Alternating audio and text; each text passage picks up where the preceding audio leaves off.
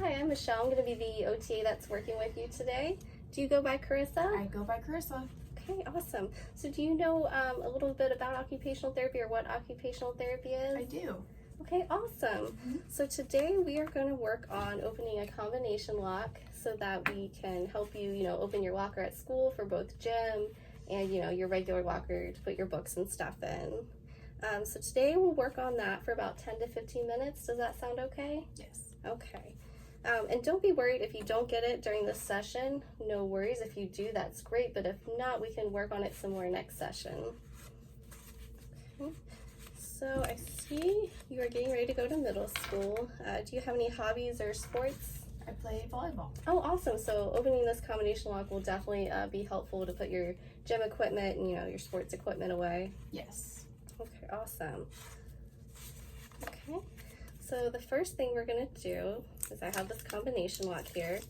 So when you get a combination lock from the store, it's usually going to have a sticker on the back of it, and that's going to have your combination.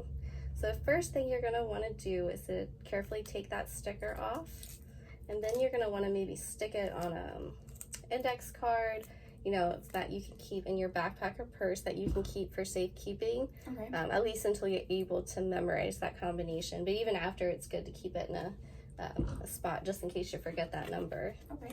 All right, so what we're going to do is I'm going to walk you through the steps, and I'm going to show you how to do it the first time, and then after I'll walk you through the steps on how to open it. Okay. All right, so the first step that we're going to want to do is our first number is 3. So what we're going to do is we're going to want to, first of all, we're going to want to spin this about 3 times just to make sure that we've reset the lock. And for the first number, we're going to want to spin it in a clockwise direction, and we'll stop on that number. Our first number is 3. We're going to stop right here. And as you notice, it does have, the numbers are pretty big, but not all the numbers are on here. For example, our first number 3 is that little notch in between 2 and 4. Okay. All right, so now to get to our second number, number 16, we're going to want to spin it in the opposite counterclockwise direction. But this one's a little tricky because we're going to pass the number the first time and stop on it the second time. So for number 16, here I am passing it the first time.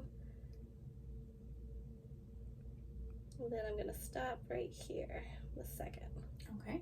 And then for our last number, number 5, we're going to go back in a clockwise direction, and we don't have to pass it the second time. We can stop right on that number the first time.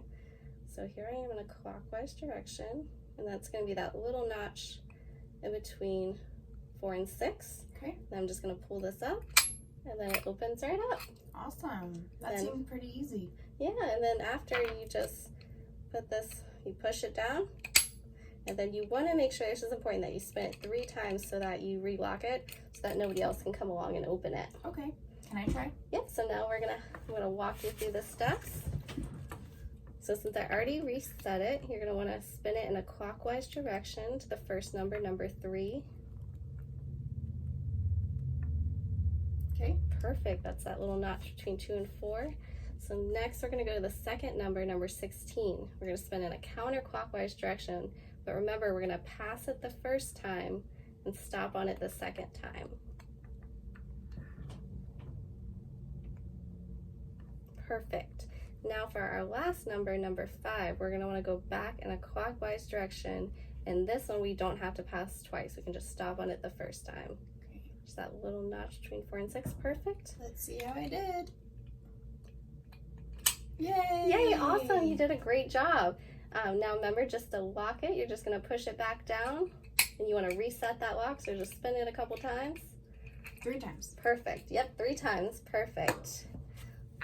So that was really good. What do you think was the most challenging part of that task? Reading the numbers. Yes, it can be tricky with those little notches since not all the numbers are on there. Yeah. What do you think was easiest for you? Remembering clockwise versus counterclockwise. What direction to turn it. Yeah, the clockwise and counterclockwise can be a little bit confusing at first.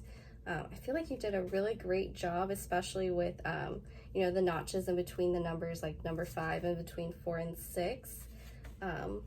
I don't think I have any feedback because you were able to open it within the session today. That was really great.